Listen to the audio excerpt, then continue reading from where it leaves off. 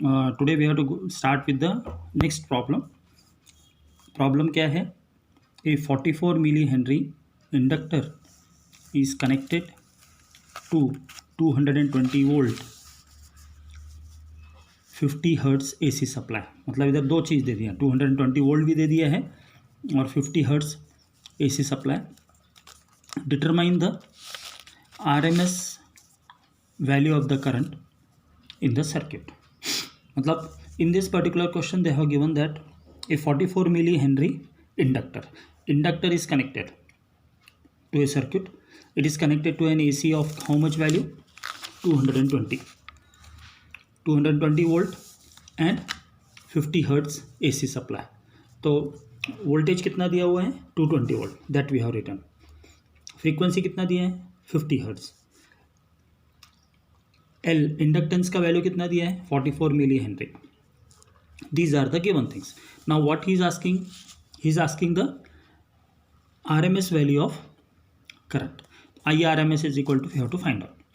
तो जब हम L is equal to 44 milli henry लिख रहे हैं, it is what? Millihenry. So this millihenry has to be converted into henry. तो millihenry is, how will you convert? Will write 10 to the power of -3 henry. Okay, so L का value आ गया अपने पास, frequency है, voltage है, IRMS we have to calculate. So to calculate the IRMS we are having the formula IRMS is equal to VRMS by XL. अब देखो XL, what is XL? XL भी अपने पास नहीं दिया हुआ है.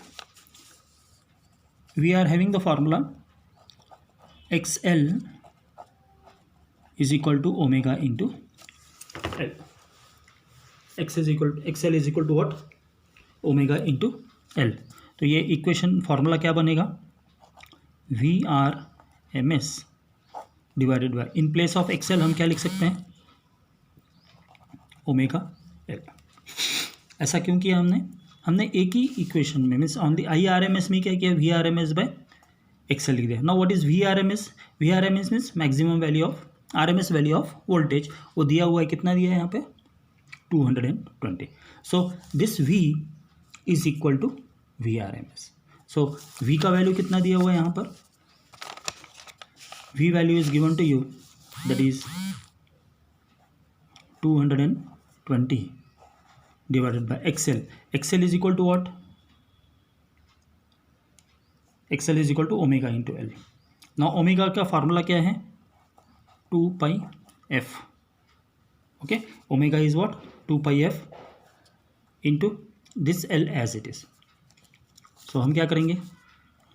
220 divided bye 2 into 3.14 into F का वैल्यू कितना दिया है?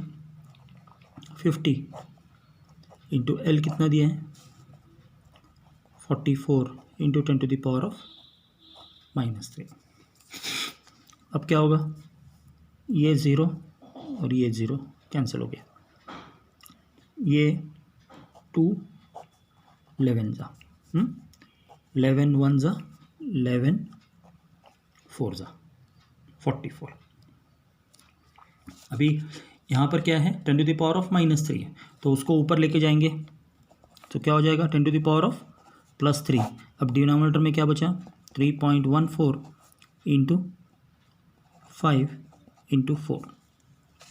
so we can write this as what? इसको क्या लिखेंगे? 1000 डिवाइडेड बाय 3.14 इंटू 20. 3.14 इंटू 5 4 जा 20. सो इतना लिखने के बाद हमको क्या करना पड़ेगा? Divide 1000 by 20 into 3.4. So when we divide this whole value completely, तो हमारे पास क्या आ जाएगा इधर? IRMS is equal to 15.91 ampere. Current है इसलिए यूनिट क्या आ जाएगा? एम्पियर आ जाएगा. तो ये है अपना थर्ड फार्मूला प्रॉब्लम जो कल हमने स्टार्ट किया था. क्लियर हो गया? समझ में आ गया? फिर से और एक बार देखो, if 44 milli henry inductor is connected to 220 volt 50 hertz AC supply, तो 220 वोल्ट कॉमा देके 50 हर्ट्स लिखा हुआ है। Determine the RMS value of current in the circuit, RMS value of the current in the circuit determine करने के लिए बोल दिया है। तो L कितना दिया है 44 मिली हेनरी। सो मिली हेनरी है तो millihenry can be converted into what form, henry. So कैसे कन्वर्ट करेंगे, 44 into 10 to the power of -3। Okay, second दिया है फ्रीक्वेंसी, उसके बाद दिया है V 220 volt. We have to calculate IRMS। So IRMS value हमको फाइंड आउट करना है। IRMS के लिए फार्मूला क्या है, VRMS बाय XL। XL दिया हुआ नहीं है, बट XL के लिए फार्मूला क्या है, XL is equal to omega into L। What is omega, 2πf। So ये फार्मूला में सब्स्टिट्यूट कर देंगे। So 220 divided by 2πf into L, value substitute कर दिया, सिंपल है। फिर इसको सिंप्लीफाई कर दिया, so will get this equation. Formula value कितना आ जाएगा, 15.91 एम्पियर। क्लियर हो गया। अभी पहले केस में हमने क्या किया था, यूजिंग इंडक्टर किया था। अभी नेक्स्ट फार्मूला देखो, नेक्स्ट प्रॉब्लम देखो, a 60 microfarad capacitor is connected to a 110 volt 60 hertz AC supply, 110 volt 60 hertz AC supply. Determine the RMS value of the current in the circuit, determine the RMS value of current in the circuit पूछा हुआ। पहले case में क्या था, inductor था, यहाँ पर क्या दिया है, कैपेसिटर दिया है। कैपेसिटर का वैल्यू कितना दिया है, 60 माइक्रोफैराड। फ्रीक्वेंसी कितना दिया है, 60 हर्ट्स, और V कितना दिया है, 110 volt. So since it is microfarad has to be converted into farad, तो 60 into 10 to the power of -6 farad. They have asked for calculating the IRMS। Same way IRMS is equal to what, VRMS by XC आ जाएगा। पहले case में क्या था, XL था, यहाँ पर कैपेसिटर कनेक्ट किया है तो इसलिए क्या होगा, XC। Now what is the value of XC, XC is equal to 1/ωc। What is omega, 2πf। तो इस केस में अभी हम क्या करेंगे, IRMS is equal to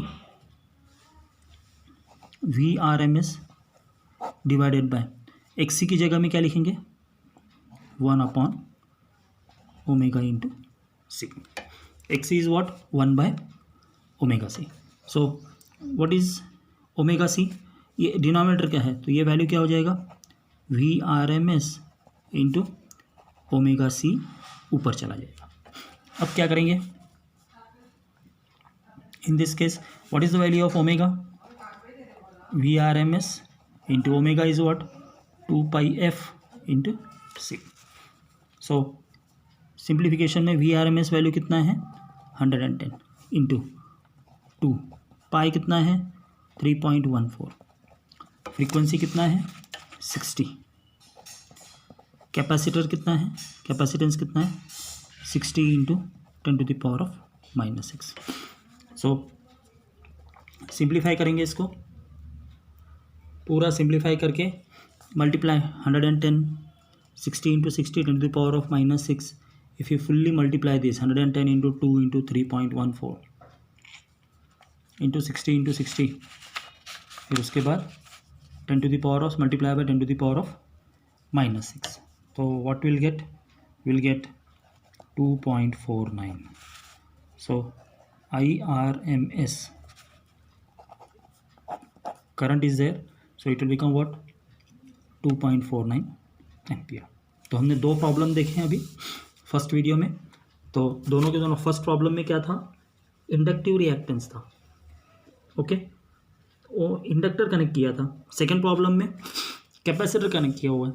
capacitor किस में दिया है, माइक्रोफैराड में दिया है, तो उसको कन्वर्ट करना पड़ा हमें फैराड में।